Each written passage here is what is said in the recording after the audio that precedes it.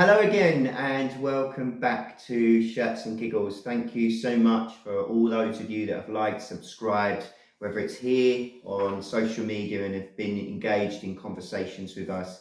We really appreciate that. And if you like what you see and you want to see it first, please do there's a little box in the bottom corner, which you'll know by now on YouTube. If you click on there, you can subscribe. Now, today is a much anticipated episode, and it's one I know John has been looking forward to for a long time.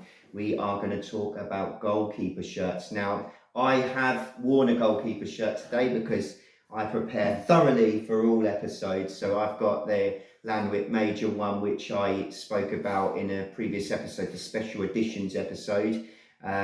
And it is a goalkeeper shirt, so I'll pop that on today. John, what have you got on today? This is a Espanyol or Espanyol shirt. Don't know when it's from, but it's coming to what we talked about previously as well. It's not the big club from the city, so Barcelona.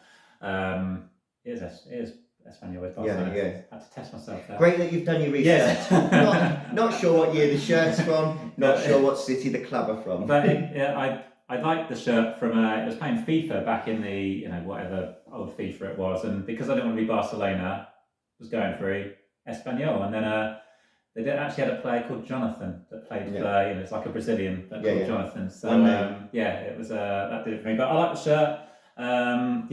It's a good one. Only wear it for sports, of course. Yeah. Because I'm a grown man. But maybe we'll come on to goalkeeper shirts and wearing them later. But yeah, Espanyol.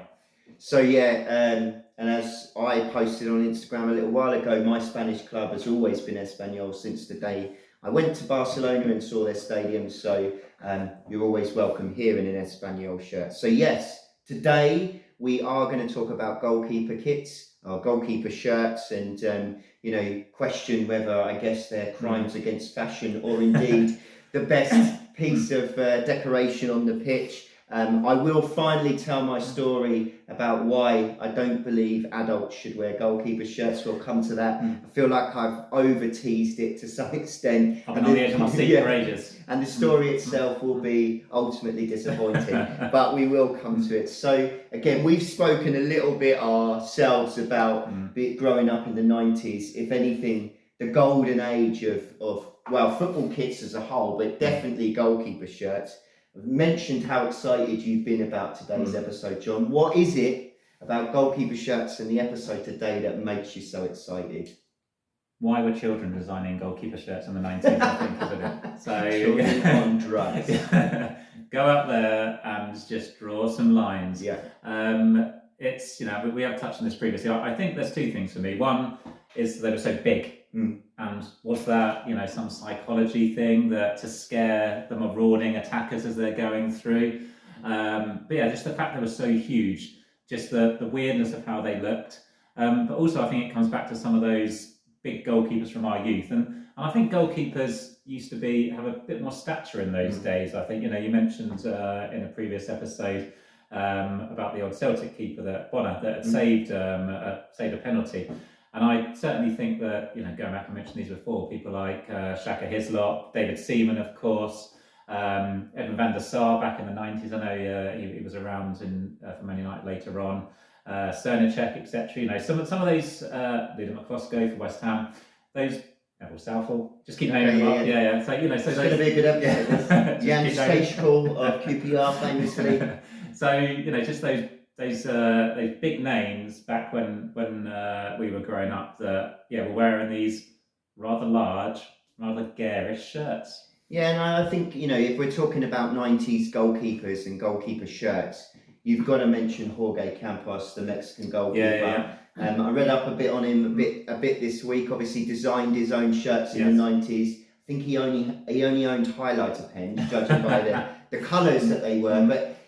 To your point about psychology, he was only, I think, 5'8" or 5'9", so he felt that he had to be a bit more intimidating, which is why he had those bright, garish designs. Another interesting thing about him, which I read this week, was that he's actually got 40 or 50 career goals as well. So he used to play in Free goal. kicks? No, he used to play in goal. If his team weren't winning, he'd go up front in the last Sunday league. Imagine being a professional football striker and in the last throw-ins of the game when you're behind, lob off the striker and get your goalkeeper up front who's only 5'9". So he didn't just decide I've had enough and he runs up pitch. No, there was a substitution of a striker and he went on. All right, well, it seems like it worked. It worked. Well, he got a few goals in his time. Yeah. But I'm in the place of the striker here thinking, how bad must I be as a professional footballer? So yeah, it's interesting you talk about the big goalkeepers, and one of my favourite shirts that I don't own is that red David Seaman from Euro 96. He had the red and the yellow in Euro 96. I put something on Instagram about that recently. It's a shirt I'd love to own, and they were amazing. But it's also the contrast, wasn't it, between the lines and the blocks that was there, and in '96 it was the grey shirt for England, I think, wasn't it, and obviously white, but the grey one. So I think it was just that contrast. Nowadays they, obviously they're a different colour, but they're a bit meh, aren't they? It was just the big difference between the two that just made them so great. Well, it seemed like sort of after Campos's lead, all of the big manufacturers went all out with goalie shirts, and just the weirder the one, the weirder and wilder the better. I think seemed to be the order of the day. So we are going to go through a few shirts from my collection this week, a few goalkeeper shirts, and I'm going to start with a classic because I wanted to start with the high watermark, and it was my first ever goalkeeper shirt. Original back from the 90s, so Oldham Athletic 1994. And your initial thoughts on that, John? The thing that strikes me, you say about them being big, right? This is size youth, and I've let myself go in a bad way recently, and this still fits me. It is huge. It is big, yes. And the material is so thick. Yeah, well, think of the pictures in those days. Yeah. If you was on QPR's pitch, that fake one, that was like old AstroTurf, weren't it? So you probably need it to avoid, serrating yourself. So I would say my hero as a child was Paul Gerrard. I've got his name and number on the back. This actually wasn't the goalie shirt I wanted, but the goalie shirt I wanted had sold out. It was the season before, so I ended up getting this one. It was the sort of Umbro template and decent shirt. Almost magic eye, isn't it? There, not quite, but I can see something in there. I wore this shirt everywhere, including the school disco. I mentioned that this week. I literally wore it. I remember going to once we were in year 7, the reunion disco at my primary school, and people going, "You come straight from football training?" No, just wearing my goalie shirt. A lot of questions there. That Cutting some shapes in this number. Let me tell you. Literal shapes, just think, I really was batting away the women that night. So we spoke then about how things have gone a bit bland, and I would like to go to some more modern shirts. And this one, the Genoa 2018 shirt, again, you wouldn't really know it's a goalie shirt, would you? It's just a shirt. What's this, a griffin there or something? It's from whatever the animal is on the badge. Vintage Genoa. Very well travelled. Yeah, it's all right. It's nothing, I do. Yeah, it's nice. If it was a normal football shirt, I like the crest pin on there. Kappa are a great brand as well. They make some good shirts, but it's just also short sleeve, isn't it? But maybe that's the difference in the old days. There was all long sleeve, perhaps due to the poor qualities of the pictures. Who knows? But decent shirt. Maybe not for a. What's that? So similar with Granada, and this one from 2016. Jomar, again, actually good brand, makes some good shirts, but it's so bland. You could have done me with a quiz. Is this a goalkeeper shirt or a normal shirt? I got them all wrong. Tells you that during the episode. This is the creative process that we go through. Official product I can see as well. Yeah, it's just generic, isn't it? Yeah, it's fine. But, from the treats of the old school goalkeeper shirts to that. So I did want to say that, perhaps there is some shining lights that come through though. And it feels to me like goalkeeper shirts are the one that kit designers spend a bit more time on. And they aren't so template. So there are a couple of recent ones, good examples that I hope that we'll show. So we've got the FC Isle of Man goalkeeper shirt from 2020. What's going on here? Isle of Man, isn't it? So there's a load of men on it. What's this? Well, he's got a head at the top. It's an icon, isn't it? Is it? I think this was a charity shirt as well. So I think it was maybe prostate cancer or one or the other. Men's mental health, I'm not sure. But I liked what they did. Yeah, but what is that? Oh, there's a bloke at It's the an top. That's his icon, head. yeah. Sorry, I didn't see his head. I just pointed that out. Well, I won't look him, was I? All right, yeah, okay, I see it. So now. maybe we are moving in the right direction. Maybe there's something of a renaissance coming. And with that in mind, one of my recent additions to the collection, Perugia by Frankie Garage. Perugia goalkeeper top. Yeah.